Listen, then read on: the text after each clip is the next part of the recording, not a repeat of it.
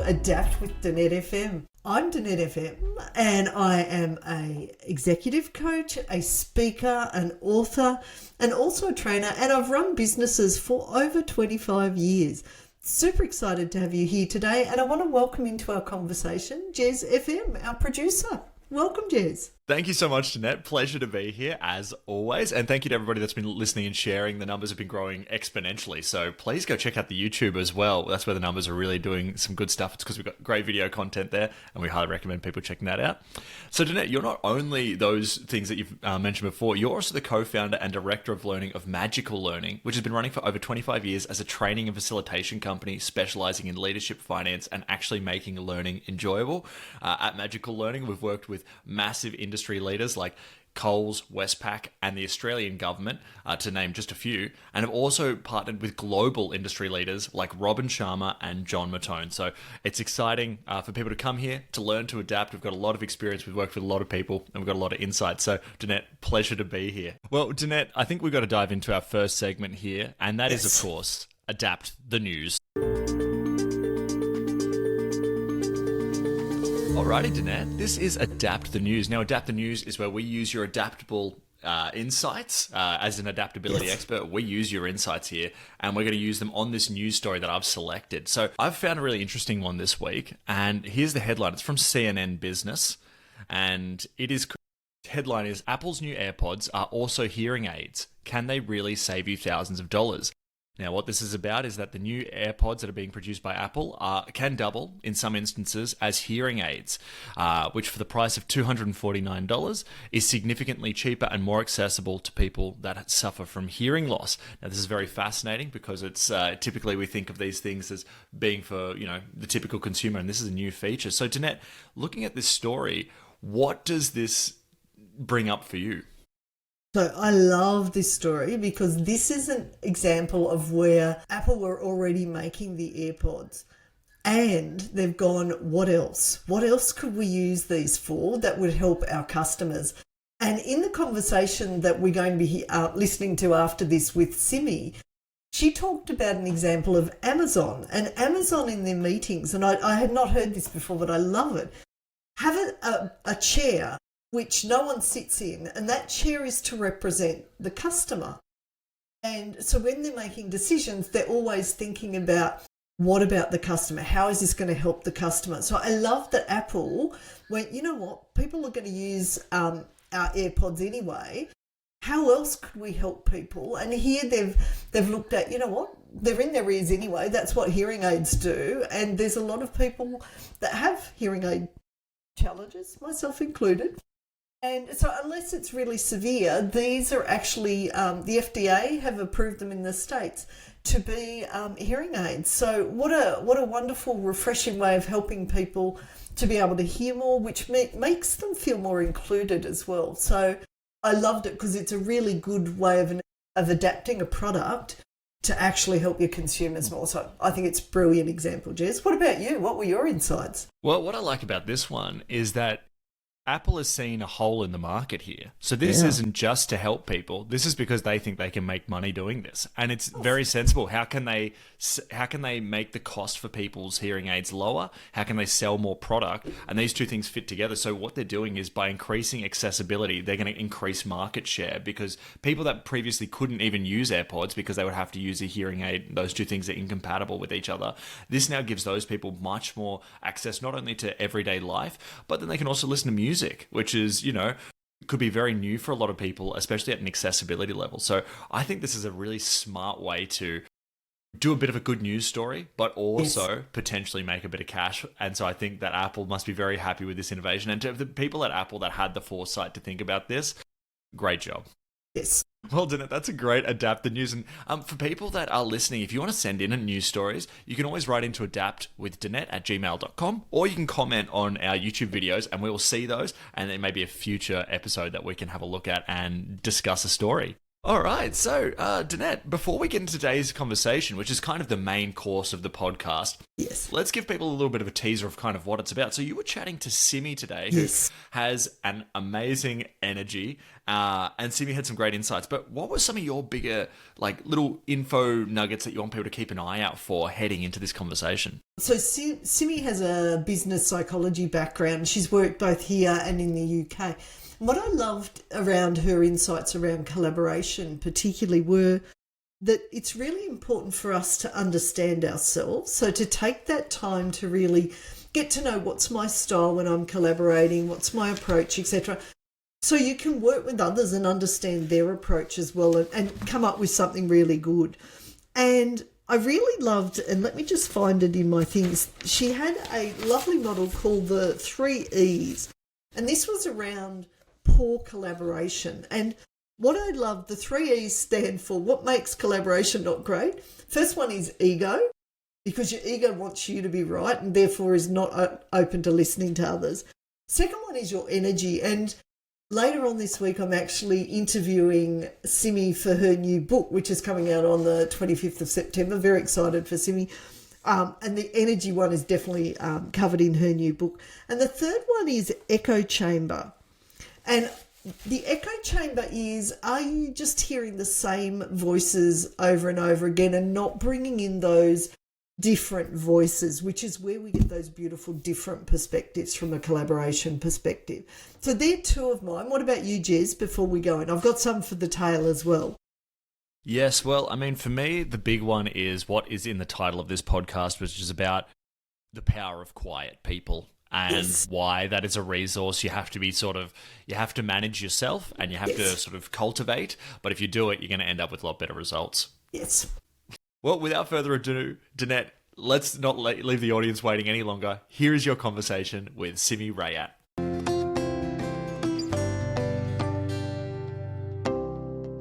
Hello and welcome to the Adapt with Danette FM podcast series. We're on series 2, which is about collaboration and problem solving.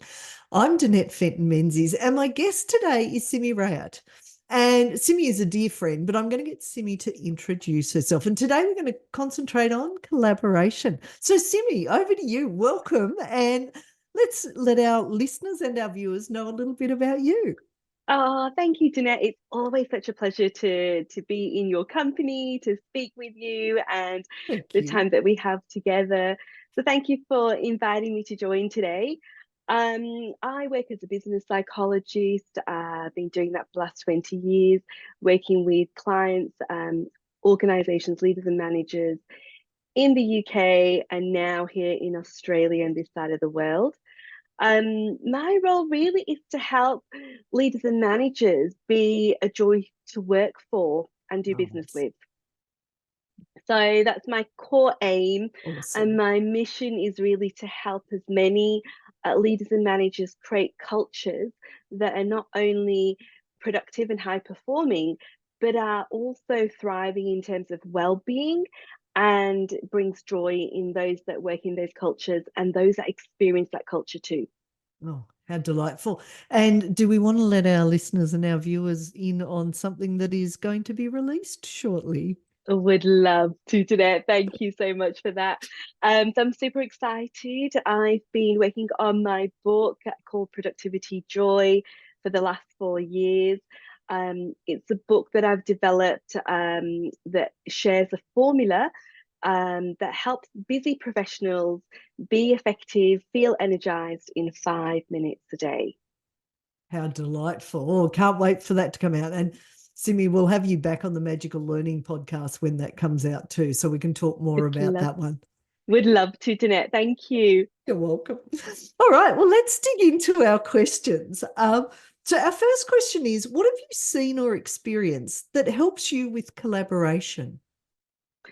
I think one of the key things that I feel is really helpful is to, one, deeply know yourself. If you want to collaborate with others, self-awareness is really, really key. Because quite often when we're working with others, you've got different personalities, different approaches, different styles. If you're not really clear on what your style is, it's really hard to understand other people's and pick up on those cues. Yes. So I think that self-awareness, knowing yourself during kind of a normal play, I call kind of everyday, how we show up every day and how people experience you on a day-to-day basis. Yeah. As well as the times, Danette, when we're under stress and high pressure, different personality characteristics and qualities pop up. Yes. And we need to be aware of those as well, because at the end of the day, when we're collaborating, it's so important to be able to manage those and be aware of those so you can work better alongside other people. Oh, I love that answer. And you know, I know there's a stat that is around like about 95% of people think they're self-aware, and it's really about 10 to 15% of people are self-aware. So Correct. when we're building that self-awareness, are there any elements there that could help people with collaboration in terms of their self-awareness? Yeah, look, I think one is getting to know what is your style? Mm, Are you someone that, really likes to jump in quickly and get on with a task? Getting in and just starting and making progress? Or are you a planner? Are you someone that likes to take that time to pause, reflect, and really plan ahead? So really get to know what is your style, what is your approach? I think asking the questions of yourself in terms of, for me to be successful, to work with this team and with these individuals, what do I need? What do they need to be aware of about me? And what do mm, I need to find out about them? love I think that. that's really key. Yep, yep, love that. And just, leading with those questions to be able to explore not only yourself but others is great way of doing that. Oh, love that. All right, well, let's go to the opposite of that, which is share an example of poor collaboration. You don't need to name the organization or anything, but also then once you've shared that example, what were the impacts that poor collaboration ended up having? Yeah, look, I can think of many examples, Danette, because I think, as you know, many organizations, individuals, we try hard and we want to get good results, but quite often the execution is where the kind of misunderstandings or misalignment happens. Yeah. So I would say there's three key things that I've seen when collaboration doesn't go as well as planned. And those would be ego. So when Yes. our ego gets in the way, I'm going to call them the three E's, okay? So ego is Lovely. the first one. The second one is energy. Mm. And this is, I talk a lot and I mention it, I really talk about it in the book, Productive is Joy, but we all need to be aware of our emotional temperature, because our emotional temperature sets the vibe of our energy. Yep. And as you know, people will, kind of sniff out your energy before you even open your mouth and start speaking.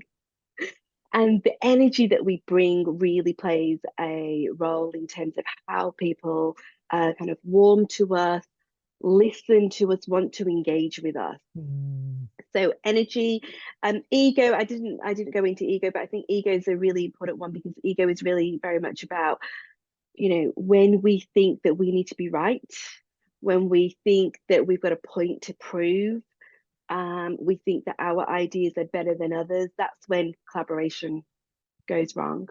Yeah. Yeah. And then the third E would be, I refer to it as the echo chamber. So, you'll know this is that if you're hearing the same few voices again and again, that's when collaboration again falls down, because you've got people who then feel disempowered, disengaged, and you're missing out on probably really good intel, insights, experience, lived experience, problem solving, innovation. So I think those are the key three things. And I think also with the echo chamber, as humans, we all have a confirmation bias. Mm. So we're always looking for things that confirm what we believe. And when we go into that spiral, it's very difficult then to think outside the box, to Yep. let other people challenge us. Yes. And that's when that echo chamber can become really troublesome for the project, the organization, but also for the people that you're working with, and Yep. you as the leader and the manager. Yep. Oh, I love that answer. And I love the three E's. I can see also how they're so interconnected, because the ego has a particular energy, doesn't it? Which is, Yeah, it's a more forceful, as you were saying, I've got to be right type thing, yeah. which then tends to make the voices in the echo chamber are going to be the ones where if you've got ego and you're the leader, you're going to have a few others that are trying to prove as well. So yeah, not fun. Not fun. And I think at the end of the day, people don't want to be pushed, Yes. and I think that's, speaking to your point around that energy and the force. Yep. If people are pushed, um, you carry them or you push them very, in a very kind of forceful way, they will Mm. do it, but Yes. will you really get the best out of them? No. Will they check out? Probably, yes, Yep. and Right. they'll look for the next opportunity. But whereas if we can pull people along and they willingly want to work with you and they feel seen, heard, recognized, and valued in your presence, Yep. you're going to get the best out of them. Yeah, totally. Yeah, oh, I love that. Oh, all right, next question, which is based on your experience. What tips do you have for others? And this next bit was included by Jez, which is including young people, because there'll be people starting out, there'll be people who are in mid-career and towards the end of their career who really want to start to develop these collaboration skills, but maybe they've not really been exposed to it. So what sort of tips do you have based on your experience? Yeah, what a great question. Mm. And what I think is really important to remember here is that even if you're an experienced leader or manager, or you're at your start of your journey, we're all learning. This is, something that we all continually develop, we grow. And I always say that, the more that we can learn about ourselves, and that journey is continual as we go through different phases, different experiences in our life, different roles, different positions, the more insight and intel that we have, we're then able to adapt Yes. and flex our style. And I'm not saying flex it so much to the extent that you lose who you are. No, this is about just slight moderation, slight flex, so that people around you who you're working with, who will also have different styles, be on their different journey, can actually meet you and you can meet them where they're at. And that's the Nice. key point. Yep. So, in terms of tips, I would say one is get to know yourself in terms of what are your strengths. I define a strength as something that, one, you're good at, but two, when you use that strength, you also feel energized. Nice. It brings you joy. Yes. So, get clear on what your strengths are. Be really curious. Ask questions. Nice. If how are we going to learn if we're not asking questions, if we're not being inquisitive? So Yep. really put yourself out there and ask questions. And the third thing I would say is, if you've got an opinion, you've got an idea, make yourself heard. And I know sometimes when you're a junior person in the team, or perhaps haven't got as much experience, it's still worth suggesting your idea, coming forward, because it's a fresh outlook. And I can guarantee you that other people in the team or around you will not have described your idea or suggestion in your words and Mm. from your lived experience. And Yeah. I think in that way, we all have a um, unique opportunity and a unique way to experience and share. And the more we can do that, the better it is, because our voice gets heard. At the Yes. same time, if there's other people who you can see are really quiet or holding back, see how you can bring them in. Practice that opportunity to say, I'd love to hear what you think. What's your perspective? Has your experience been similar to mine, or is it different? Mm. Oh, I love that. And just that whole, which is totally collaboration, about hearing those divergent views, those different views, but also the quieter views, because I know in some collaboration, and a couple of other people have shared, where the poor example is the loudest voices win versus being able to hear everyone. So I love that also, be brave enough to share your own, but also try Yeah. to bring in the quieter ones as well. Yeah, absolutely. Yeah. Because we don't know what we are missing out on. Yes. And sometimes the quieter ones just need that extra encouragement. Yeah. They may also just be reflectors. They may just wish to have that time to think and ponder and come back at a later stage. Yep. So my recommendation would be, even if it's not there and then, check in with the person, even if it's a couple of days after, to seek their opinions, ideas, and just their thoughts and reflections. Love that. Oh, love that example. All right. So let's talk about what's your favorite example of collaboration and why? I love this. So, look, I always come back to this example because I think collaboration is really, really important in the sense that if we think about it, we need to be thinking about different people's perspectives. Yes. And Amazon do this really, really well. When they run any meeting, they always have a spare seat in their room. I didn't And know that's, this. yeah, their spare seat in their room is for the customer. Ah, I love that. Oh, yeah. Yeah. So it's a great prompt and great reminder that when we're thinking about ideas and solution generation, all of these things, we've got to think about who is the end user. Why are we doing this? What is the benefit? How is it going to impact them? And to have, that spare seat in the room of your end user is a great way to prime the team Yes. to remind us why we're doing this and what do we need to be thinking about here and how is it going to impact the end user. So I would say that if we can look at ways in which we can remind ourselves by that simple example of having a spare seat, the customer seat in our meetings, could be a really great way to help us collaborate in a way that's with purpose Yes. and with a real aim and mission to get to a really good outcome. Love that. I'm going to bring that into our meeting next Monday. We've already had it today, but I will make sure. Amazing. I just think that's such a brilliant It idea. is, isn't it? Yeah. I've used it a lot with a lot of my clients as well, Danette, and I feel it's such a physical reminder that we can't then ignore it, Yes. especially when we get so bogged down in everything else we're trying to do and the meeting's overrunning. But if we've got that physical reminder, it can really help prime everybody.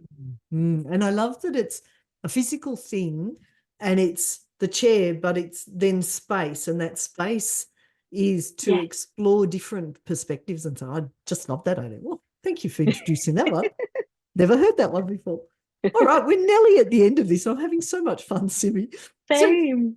I would love to know, is there anything else you'd like to share, including any helpful resources that our listeners and or viewers might find helpful around collaboration? Yeah, look, I would love, for your viewers, feel free to go onto my website, www.simirayat.com. And on there, we've got a resources page. We share a few, podcast episodes that talk about leadership, elevating your leadership impact. We've Nice. got the book coming out, Productivity Joy, which will be released internationally on the 25th of September. And in that book, Danette, I shared the 5 Qs formula. Yep. And the 5 Qs formula is essentially, it's a proven science-backed formula that, you ask yourself these 5 key questions at the start of your day, every day. Oh, can't And wait. what it helps you do is it really helps you master what is important for you in that day. Yes. It helps you magnify your joy, and ultimately it helps you be 5% more awesome each and every Mm, day. love that. And how good would that be to show up like that when being part of collaboration? Oh, I agree. And whether that's at work or even at home, yes. I think Yep. the ripple effect that it has, and this is why I'm so excited about my mission to help, 5 million busy professionals globally move from surviving to thriving, because the stats and the research shows that 82% of, the population of busy professionals are really feeling burnout, stressed, overwhelmed. And it costs Australian economy up to $60 billion Ouch. a year in lost productivity. That's just below the health budget federally. Yeah. Wow. Yeah. And, Danette, even more than that, I feel it personally robs us of our joy, our daily joy. Yeah. Yeah. And this is why I I'm so love it. passionate about it, because at the end of the day, if we can take personal responsibility for how we show up, what we want to achieve, it has a positive ripple effect on everybody else that we interact with. Yeah. Oh, I love that. Can't wait to have that conversation. Can't wait to see the book too. Very excited for that. Thank you. Simi, we're just about at the end. Was there anything else you wanted to share with our listeners and viewers before we finish up for today? Look, I just want to say it's been an absolute pleasure to speak with you, Danette. It always is. I love our conversations.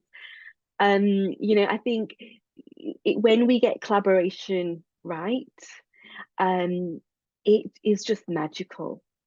The outcomes and the benefits that it can have is just absolutely incredible.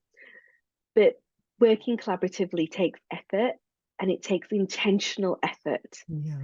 So the more we can be intentional about how we collaborate, how we show up, how we engage and interact in a way that is a win-win for everyone involved, I think that's when we really get true collaboration. It's not about you or I, it's really about us together. And together, I think this is how we can all not just elevate our organizations, but we can actually elevate humanity together. Oh, I love that. Love that deeper purpose too. That's beautiful. You're on my mission with me too, Simi. That's exactly what I love too. Well, can I say thank you so much for joining us and sharing with our listeners and our viewers on the Adapt podcast, and sending you, as always, a big hug. Thank you, Danette. I always love your hugs. Thank you. Soon.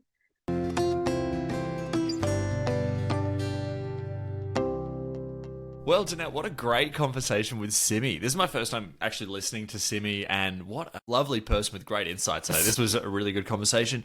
Before we jump into sort of our listener question, this was a good conversation. I had a bunch of takeaways. Did you have any key takeaways from this convo with Simi? My big one, and it came right at the end of the conversation, was about being really intentional around collaboration, because I spoke earlier about the Amazon and the empty chair example, but I really like that intentionality, because if we're not intentional, we're probably not going to plan and focus as much to get the really good results, like, including the quieter voices in the conversation. I also loved how she talked about not everyone is going to be able to give you answers straight away. So some people will need to go and reflect, and circling back to them and chatting to them a couple of days later and sort of checking in on their insights can be really helpful too. So they were a couple of mine. What about yours, Ches? Yeah. I mean, I thought there was a couple of really interesting things. One was that we are all different people, depending on our mood and our health, and there's so many different factors. We show up as different people all the time, so you can't. And I think for many people, it's about managing those, which she made a good point about. So it's not other people's responsibility if you're angry. It's your responsibility. Totally. So you have to be the one that can even acknowledge that that's happening, and then be the person there to say, actually, we need to slow this down. I really liked this insight, which is that if you push people, they do the work, but you don't get the best out of them, and they may just move on. Yes. So, I think for a lot of managers, there may be KPIs that they have to hit, and sometimes those can sort of verge on the unrealistic, which causes people to push people. But what that could mean in the long term is that you're going to have to do a lot of hiring and rehiring, because people are just not going to accept it. And so you have to think of that stuff. And again, this comes back to listening to the quiet people, which was my insight before the chat, because sometimes those people also have good insights, but just they may be afraid to speak up. And just because people aren't speaking up doesn't mean they don't have insights. It means that the environment may be scary and they don't want to get involved. Yes. Yeah. So that whole thing of safety, is super important. Yeah, love that, Jez. Alrighty, Danette. Well, you know what time it is. It's time for us to check in with our listeners and see what they're asking in our mailbag segment we call Ask and Adapt.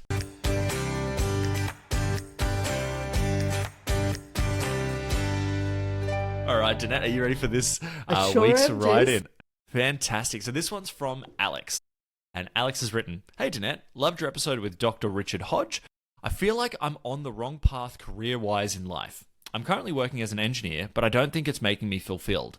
The only problem is that I'm not sure what else I want to do. I want to have more time off and impact on people's lives, but I'm not sure where to start. Thank you, Alex." Great question, Alex. And I would start with one of the things I love to do, and I definitely talk about this when I'm coaching, is it's about experimenting. So a lot of people think, I should just know what I want to do. And realistically, we're going to have multiple careers in our lifetime. So it's leaning into what are the things that I enjoy. And so I love the word experiment. And we can experiment in a heap of different ways. Firstly, you could reflect. And Alex, you could think back to when you were a kid. And what gave you joy? What did you play with that, hours would pass by in minutes and you just go, that was such a fun day? Because I think as we become adults, we start to get really serious and we think that having fun and being playful isn't part of being an adult, but actually being really effective with our brain, the more joy and fun we can have with things, the better. So I suspect possibly your role at the moment, there's a bit of fun missing and a bit of joy around what you do. So have a think back and reflect on what you used to do when you were a kid that was fun for you. The other thing I think that can be really helpful, so a lot of people just go, I want to quit my job. And I'm like, well, if you have to pay rent and stuff like that, that may not be realistic. So thinking about, is there some volunteering you could try that was outside of work? Or maybe your workplace allows you to do some volunteering. That'd be even smarter. And you go and try a couple of different things just to see, again, what you enjoy doing. Is it more task-based? Is it more people-based? Is it a combination of those? Because I was really curious. You talked about that impact on people's lives. So I think that is a key driver for you to concentrate on. Whatever it is, it's got to have that impact and relating your purpose to that particular thing. I also love when I'm coaching, when people are really stuck, I go, if I gave you a magic wand and you waved it and you could do anything you want, what would that look like, feel like, sound like? And the idea is to open up the possibilities of different things you could do. And there's quite likely you could use some of your engineering skills and there is something else that could be helpful. And to share a story around that, many years I coached a group of unemployed people, and one of them, his love was photography and skateboarding. And he was like, I can't make money out of either of those. And I'm like, well, there's lots of professional photographers. So he went and started joining and doing some photography competitions and actually started winning. And his local council wanted to build a skate park. And I said, well, do you think you could maybe work with the council to design a skate park that actually worked for the youth of the town? And so he ended up doing that as well. So he got a job that paid him to do both. So when your brain goes, but people don't pay you to do those things, don't let your brain convince you that is true, because often there is a role there. And sometimes it's worth potentially taking a pay cut to go into a job that gives you more fulfillment. A lot of people get really hung up, I need more money, and therefore they block out a lot of options. Maybe to start with, it might be something that's a little bit of a pay cut and it gives you more joy, and that ultimately makes for a richer life. So they're just some of my ideas, Jess. And thanks, Alex. Great question. Yes, Danette, and I thought you had some really good insights there. To be honest, I think that this is a great first start, and in my opinion, if you already have this insight, you already know which direction you kind of want to head. And you're right, it may involve a pay cut, but if it's about making your life, which you only get one of, a little bit better, and you have your own passion. I mean, the world's always changing. Just for an example, in myself, I am a podcast producer here, but this has become more of a video podcast, which luckily for us, I already was doing animation, prior to this. I was already doing video editing. So it's just ended up folding into my new job in a new way. So perhaps engineering, all these industries are changing. AI is coming in and it's being a bit of a disruptor. How can you now reuse this engineering in a way that's going to allow you, if you still want to do that, allow you to help people, allow you to have fun, and maybe do your own thing. So I would just say, don't be restricted by what has already been in terms of career, because things change really quickly. This video podcasting thing's changed in the last 6 months. This platform has changed in the last 2 weeks. So things are always changing. And I think as long as you keep your eyes open to what you could want to do, you'll be surprised at how often you can bring in other expertise into new areas. Love that, Jez. All right. Well, Danette, we're almost at the end of the podcast here today. We've absolutely smashed through this one. So great job. Did you have any final thoughts that you wanted to leave our listeners with today? And I'm going to come back to where I was talking with Alex around experimenting. So, today we focused on collaboration with Simi. And I think that part of good collaboration, part of just learning to adapt to the changing environment is learning to experiment and knowing that sometimes you're going to fail, and actually failure is often where you learn your best lessons.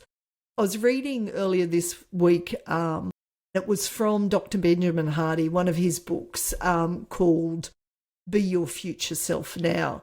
And he talked about we can have the best ideas in the world, and until we get into the arena and really test them, so get out into real life and test them, you're only theoretically knowing stuff. Once you hit the ground and start doing them, you get a lot of lessons, and a lot of those lessons you're going to go, oh, I didn't think of that. And so I love the idea of just seeing it as an experiment and trying different things. Some will work, and that's great, and some won't, and that's going to be your best learning. So I love that, and collaboration is absolutely, because we're working with different people, a great environment to experiment and learn in. Well, thank you so much, Danette. What a great episode.